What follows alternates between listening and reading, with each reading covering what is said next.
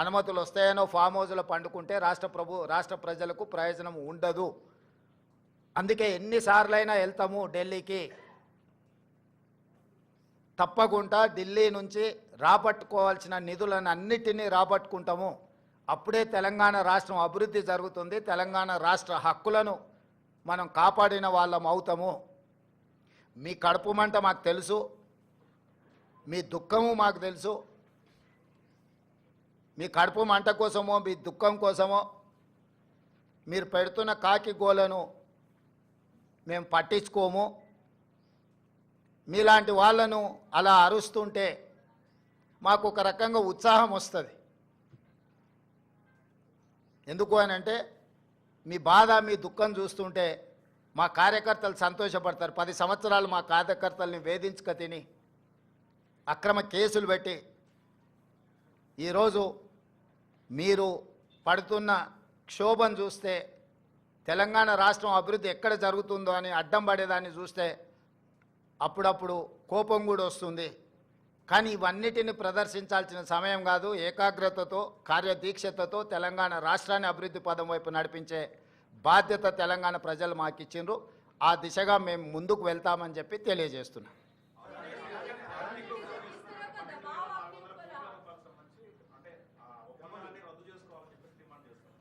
ఎవరు ఇప్పుడు వాళ్ళ ప్రభుత్వంలో ఉన్నప్పుడు వాళ్ళు చేసిన ఒప్పందాలు చాలా ఉన్నాయి. వాటి వివరాలన్నీ నేను ఇస్తా. ఒక ఒప్పందాన్ని రద్దు చేయాలంటే దానికి న్యాయపరమైన సలహాలు కూడా తీసుకోవాలి. యూనిలాటరల్గా నువ్వు ఏది రద్దు చేసినా ఆ సంస్థలకు కోర్టుకు కూడా వెళ్ళే అవకాశం ఉంటుంది. ఈ రాష్ట్రంలో కాంట్రాక్టులు ఇచ్చింది, భూములు కేటాయించింది, అదాని ఫ్లైట్లో ఆడంబరంగా ప్రయాణాలు చేసింది వాళ్ళు. కాబట్టి ఈరోజు రాష్ట్ర ప్రభుత్వం రాహుల్ గాంధీ గారు చెప్పిన విషయాన్ని నేను ముందే ప్రస్తావించిన. రాష్ట్రంలో పెట్టుబడులు పెట్టడానికి ఇతరులకున్న అవకాశము అందరికీ ఉంటుంది. పెట్టుబడుల విషయంలో ఎవరికి మినహాయింపులో లేకపోతే ఎవరికో అప్పనంగా ఆయాచితంగా కట్టబెట్టే విధానము ఉండదు. ఒక పక్కన రాష్ట్రానికి పెట్టుబడులు రావడం లేదని మాట్లాడతారు, ఇంకొక పక్కన పెట్టుబడులు వస్తే వాటిని రద్దు అంటున్నారు. అసలు మీ విధానం ఏందో ముందు బయటికి రాండి.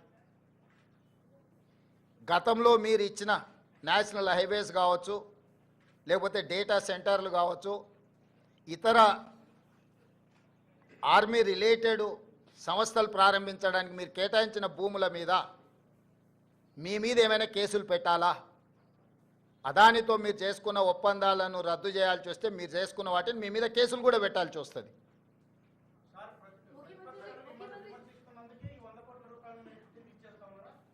ఎవరు చెప్పిండ్రు? రాంబాబు ప్రెస్ మీట్ వినన్నట్టు ఉన్నాడు. మొత్తం విను ఒకసారి. మళ్ళీ నేను ఇంతకుముందు ఏం చెప్పినా.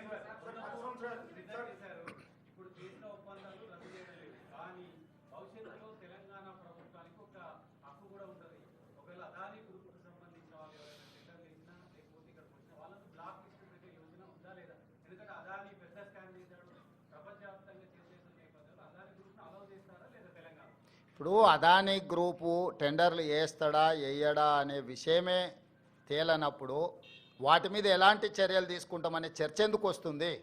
టెండర్లు పిలిచినప్పుడు వాళ్ళు భాగస్వామ్యం చేసినప్పుడు ఆ ప్రభుత్వాన్ని ఇతర ప్రాంతాలలో బ్లాక్ లిస్ట్ ఒకవేళ చేసి ఉంటే ఏ నిబంధనల మేరకు ప్రభుత్వం చర్యలు తీసుకోవాలో ప్రభుత్వం ఆ నిబంధనల మేరకు చర్యలు తీసుకుంటుంది. ముందుగానే ఊహించుకొని లేకపోతే ఎవరో ఒకరు ఏదో ఒకటి అల్లర చిల్లర మాటలు మాట్లాడితే వాటి మీద ప్రభుత్వం స్పందించదు. ప్రభుత్వానికి నిర్దిష్టమైన విధి విధానాలు ఉంటాయి. ఆ నిర్దిష్టమైన విధి విధానాలకు లోబడి మాత్రమే ప్రభుత్వం చర్యలు చేపడుతుంది.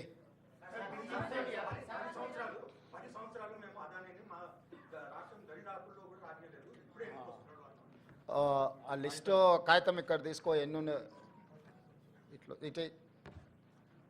ఇప్పుడు నోరు తెరిస్తే అబద్ధాలు మాట్లాడడం, ఇది అదాని పక్కలు ఉన్నాయని ఎవరు ఈయన పేరు గుర్తుపడతావా? ఏం పేరు ఈయన పేరు? మరి ఈయన చంద్రశేఖరరావు. ఆయన వంగి వంగి నమస్కారం పెడుతున్నాయి. అప్పుడు ఆయన వంగినా ఇట్లా ఇంతగా వంగినా?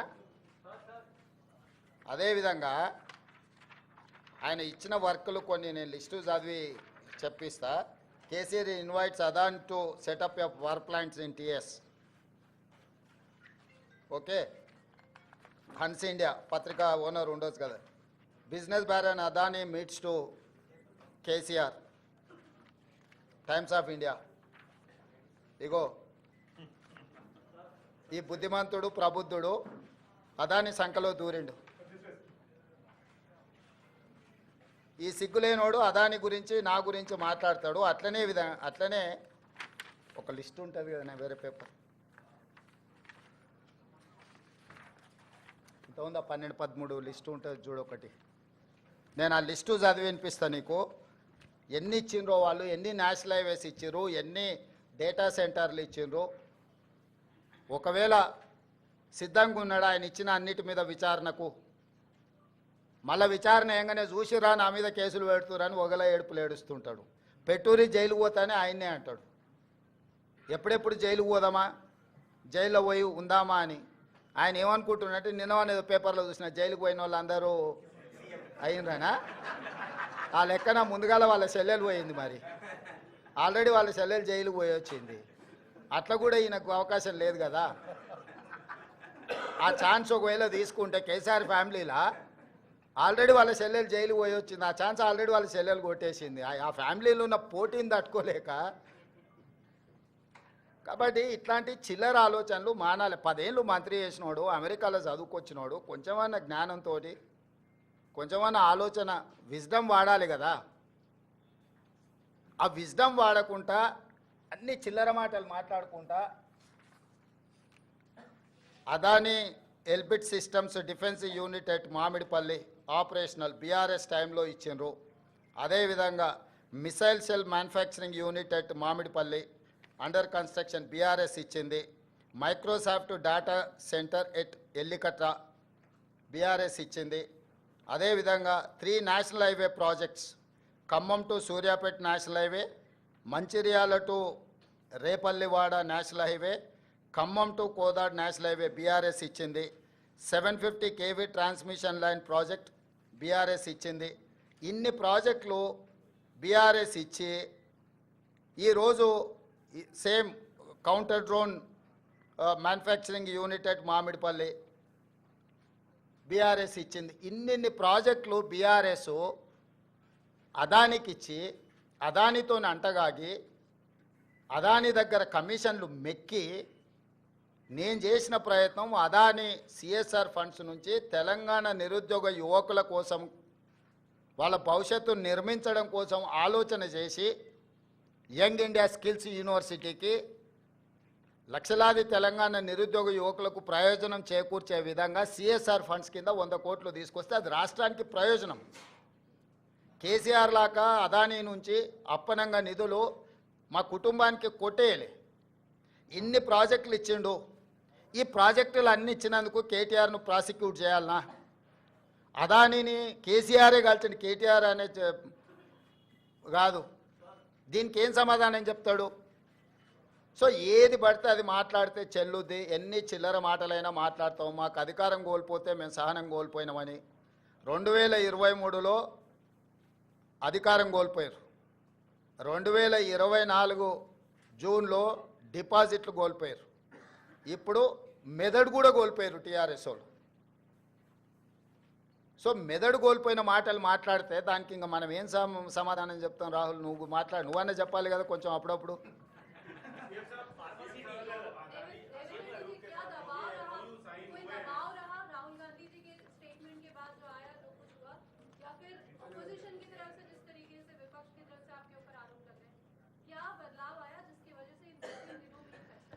बदलाव नहीं है, ये कंट्रोवर्सीज में मैं जाना नहीं चाहता हूँ, क्योंकि अदानी ग्रुप से मैं किसी पार्टी के लिए, हमारे कांग्रेस पार्टी के लिए नहीं है तो हमारे परिवार के लिए एक पैसा नहीं लिए. जो तेलंगाना राज्य सरकार ने जो कदम उठाया निरुद्योग युवता के लिए यंग इंडिया स्किल्स यूनिवर्सिटी, क्योंकि लाखों के युवता आज without any skill they are not getting any employment. So I wanted to teach my students skill. उसी के लिए CSR corporate social responsibility funds हम अदानी से 100 crore in principle we have taken a letter. अभी तक एक पैसा भी हमारे तेलंगाना सरकार के खाता में नहीं आया. तो इसीलिए ये कंट्रोवर्सी में बगल के राज्य में कुछ करप्शन, बगल के देश में कुछ करप्शन, ये सब करप्शन के बारे में जब चर्चा हो रहे थे तब तेलंगाना के चर्चा मुझे अच्छा नहीं लगा, क्योंकि हम नियत से सरकार चला रहे, नियत से चलाने के लिए हम लोग कोशिश कर रहा है। तो तेलंगाना राज्य के बारे में कोई भी कुछ गलत फहमी से कुछ गलत कहा तो हमारे लिए ठीक नहीं है, क्योंकि कुछ कम 3 लाख करोड़ रुपए बजट है तेलंगाना राज्य के, तो उसमें 100 करोड़ रुपए के लिए हम लोग इतना अलिगेशन फेस करने का जरूरत नहीं है। मैं और मेरे कैबिनेट मिनिस्टर हम लोग ये सोचे कंट्रोवर्सी में हम जाना क्यों, तो कंट्रोवर्सी से दूर रहने के लिए हमारे राज्य सरकार ने ये निर्णय लिया हुआ है। हमारे ऊपर कोई किसी ने दबावट करने वाले नहीं है, किसी ने दबावट किए तो हम लोग सुनने वाले भी नहीं है। मेरे डेफिनेटली नुकसान है, मगर कंट्रोवर्सी से ज़्यादा नुकसान नहीं है। तेलंगाना राज्य के जितना कंट्रोवर्सी में जा रहा है वो सबसे ज़्यादा नुकसान है। इमेज सब कुछ है, तो हमारे इमेज खराब होने के लिए हम एक पैसे का भी हम लोग मौका देने के लिए तैयार नहीं है तेलंगाना राज्य सरकार ने। इसीलिए हम 100 करोड़ रुपए बदली नहीं करने के लिए हम खत लिखा हुआ है अदानी ग्रुप के लिए।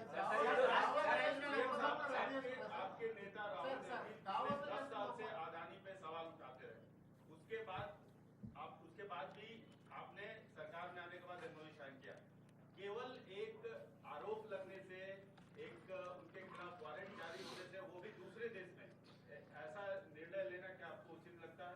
नहीं, ये मैं इसी राहुल गांधी 10 साल से बोल रहे थे, उसके बावजूद आपकी भाई मीटिंग्स हुई है। 10 साल से जो मोदी जी ने out of the way Mumbai airport के बारे में प्रस्ताव किया था राहुल जी ने, और बाकी के पब्लिक सेक्टर यूनिट जैसा मोदी जी ने अदानी जी को दिया हुआ है, उसके खिलाफ है। लेवल प्लेइंग फील्ड इक्वल दे, तो कोई अदानी अंबानी या टाटा बिरला किसी के लिए कांग्रेस पार्टी खिलाफ नहीं है।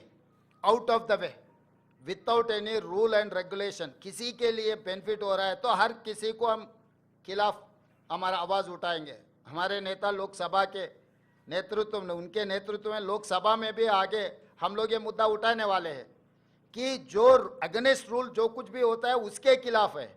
कोई किसी इन्वेस्टमेंट के लिए नहीं तो किसी फर्म के लिए, किसी कॉर्पोरेट कंपनी के खिलाफ नहीं है हम लोग, क्योंकि हम लोग 50 साल के ऊपर हम सरकार चलाए, हम लोग लिबरलाइजेशन पॉलिसी लाए, हम लोग एमएनसी इन्वेस्टमेंट लाए इस देश में, तो हम लोग इन्वेस्टमेंट्स के खिलाफ नहीं है। जो रूल के खिलाफ जो कार्रवाई चल रहा है, रूल के खिलाफ जो इन्वेस्टमेंट दे रहा है, जो सरकार के प्रॉपर्टीज पल्ली बटानी जैसा दे रहा है, ऐसे मुफ्त में जो दे रहा है, उसके लिए खिलाफ है राहुल गांधी और कांग्रेस पार्टी। तो जब मेरा नेता जो आवाज़ उठाएंगे, मेरे नेता के साथ चलने का जिम्मेदारी मेरा है। इसीलिए मेरा नेता जो बात उठा रहा है, बार बार मेरे नेता राहुल गांधी जी ने जो कह रहा है, उनके साथ में कदम कदम चलाने का मेरा जिम्मेदारी है।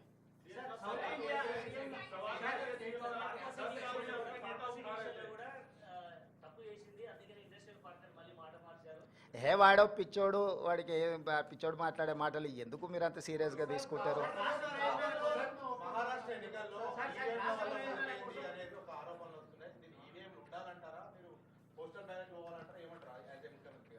నేను ముఖ్యమంత్రి కాదు, కాంగ్రెస్ పార్టీ విధానమే ఈవీఎం కాదు, బ్యాలెట్ మీద ఎన్నికలకు పోవాలని కాంగ్రెస్ పార్టీ విధానము. కాంగ్రెస్ పార్టీ కార్యకర్త నుంచి ఏఐసిసి అధ్యక్షుడి వరకు దేశంలో జరిగే ఎన్నికలు బ్యాలెట్ పేపర్ ద్వారా జరగాలనేది మా పార్టీ విధానము.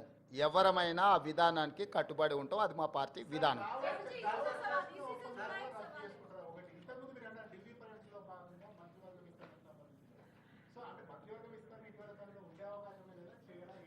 ఇప్పుడు నువ్వేమేం శాఖలు ఇచ్చినావు, ఎవరికి ఇచ్చినావు ఫస్ట్ అది చెప్పు.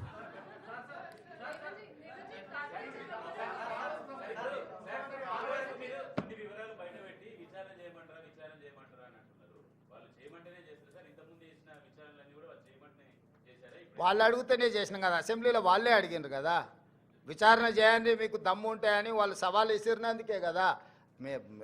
సాగునీటి పారుదల దాంట్లో వాళ్ళే సవాల్ విసిరినరు, దీంట్లో వాళ్ళే సవాల్ విసిరినరు, విద్యుత్ దాంట్లో.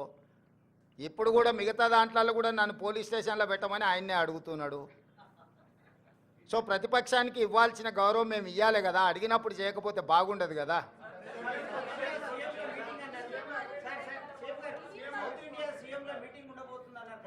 ఇప్పటికాడికైతే దీనికి మహారాష్ట్ర ఓటమి మీద మాట్లాడుతూ కేంద్ర మంత్రి కిషన్ రెడ్డి ఇక్కడ జనాలు నమ్మలేదు, మహారాష్ట్రలో కూడా కాంగ్రెస్ నమ్మలేదు లేదు, ఇన్ని రోజులు తిరిగిన పైసలు వేస్ట్ అయిపోయినాయి, తిరిగిన పెట్రోల్ వేస్ట్ అయిపోయిందని చెప్పి వాళ్ళు చెప్తున్నారు. కిషన్ రెడ్డి గారికి ఒక విషయం స్పష్టంగా మీరు చెప్పండి, మీ ద్వారా నేను కూడా చెప్తాను. ఈ దేశంలో 2 లోక్సభ ఎలక్షన్స్ జరిగినాయి. లోక్సభ ఎలక్షన్లు అనేటివి ప్రధానమంత్రికి సంబంధించిన ఎన్నికలు. ఒకటి కేరళ వాయనాడ్లో ప్రియాంక గాంధీ, 2 నాందేడ్లో మహారాష్ట్ర. మహారాష్ట్ర మేము గెలిచినామని గొప్పలు చెప్పుకొని జబ్బలు జరుచుకుంటున్నాడు కిషన్ రెడ్డి అక్కడ. ఈ 2 పార్లమెంట్లల్లో నరేంద్ర మోడీని ఓడించి అక్కడి ప్రజలు రాహుల్ గాంధీ నాయకత్వాన్ని, మల్లికార్జున్ ఖర్గే నాయకత్వాన్ని బలపరిచినరు. మహారాష్ట్రలో రాష్ట్ర ప్రభుత్వానికి సంబంధించిన ఓటు మహాయుతికి వేసిండ్రు, కేంద్ర ప్రభుత్వానికి సంబంధించిన ఓటు రాహుల్ గాంధీకి వేసారు. అన్ని అసెంబ్లీలు ఓడిపోయినా నాందేడ్ పార్లమెంట్లో రవీంద్ర చౌహాన్ కాంగ్రెస్ పార్టీ గెలిచింది. దీన్ని బట్టి నరేంద్ర మోడీ నాయకత్వాన్ని, ఆ మంత్రివర్గంలో పనిచేస్తున్న కిషన్ రెడ్డిని చీదరించుకున్నారు, చీకొట్టిరు మహారాష్ట్ర ప్రజలు. కేరళలో రాహుల్ గాంధీ గారికి వచ్చిన మెజారిటీ కంటే ప్రియాంక గాంధీ గారికి ఎక్కువ మెజారిటీ వచ్చింది. ఓటింగ్ పర్సంటేజ్ రాహుల్ గాంధీ గారు పోటీ చేసినప్పుడు 75%, ప్రియాంక గాంధీ గారు పోటీ చేసినప్పుడు 65%. రాహుల్ గాంధీ గారికి 3,64,000 మెజారిటీ వస్తే ప్రియాంక గాంధీ గారికి 4,10,000 మెజారిటీ వచ్చింది. అంటే మోడీ నాయకత్వాన్ని కేరళ తిరస్కరించడమే కాకుండా మహారాష్ట్రలో అద్భుతమైన విజయం సాధించినని గొప్పలు చెప్పుకుంటున్న బీజేపీని పార్లమెంటులో, నాందేడ్ పార్లమెంట్లో ఎక్కడైతే ఉత్తమ్ కుమార్ రెడ్డి గారు ఇన్ఛార్జిగా వ్యవహరించారో ఆ సీటు కాంగ్రెస్ పార్టీ గెలిచింది. ఈ మాత్రం ఇంగిత జ్ఞానం కూడా బీజేపీ నాయకులకు, ముఖ్యంగా కిషన్ రెడ్డి గారికి లేకపోవడం, అలాంటి ఇంగిత జ్ఞానం లేని వ్యక్తిని కేంద్ర మంత్రిగా చేయడం అనేది మన దురదృష్టం. కాబట్టి కేంద్రము రాష్ట్రము 2 వేరు. రాష్ట్రానికి సంబంధించిన తీర్పు ప్రజలు ఒక రకంగా ఇచ్చారు, కేంద్రానికి సంబంధించిన తీర్పు ఇంకొక రకంగా ఇచ్చారు. కర్ణాటకలో 3 అసెంబ్లీ ఎన్నికలు జరిగితే 3 బీజేపీ అత్తా లేదు పత్తా లేదు కాంగ్రెస్ పార్టీ గెలిచింది. వెస్ట్ బెంగాల్లో 6 అసెంబ్లీలు జరిగితే ఒక్క సీట్లో కూడా నాకు తెలిసినంత వరకు బీజేపీకి డిపాజిట్ కూడా రాలేదు, ప్రతిపక్ష పార్టీలు గెలిచినాయి. ఈ రకంగా దేశంలో ఏ కొనన చూసినా మోడీ నాయకత్వాన్ని తిరస్కరించిన విషయాన్ని కప్పిపుచ్చుకోవడానికి మహారాష్ట్రలో మీ ప్రభుత్వం ఉంది, మీ ప్రభుత్వం ఏర్పడ్డది. జార్ఖండ్లో మా ప్రభుత్వం ఉంది, మా ప్రభుత్వం ఏర్పడ్డది. మహారాష్ట్రలో మీకు కొన్ని సీట్లు పెరిగినాయి, జార్ఖండ్లో మాకు కొన్ని సీట్లు పెరిగినాయి. ఇందులో ఏంది గొప్ప, ఏంది వాళ్ళు సాధించింది? ఎందుకు సంబరాలు చేసుకుంటారో నాకైతే అర్థం కాలే.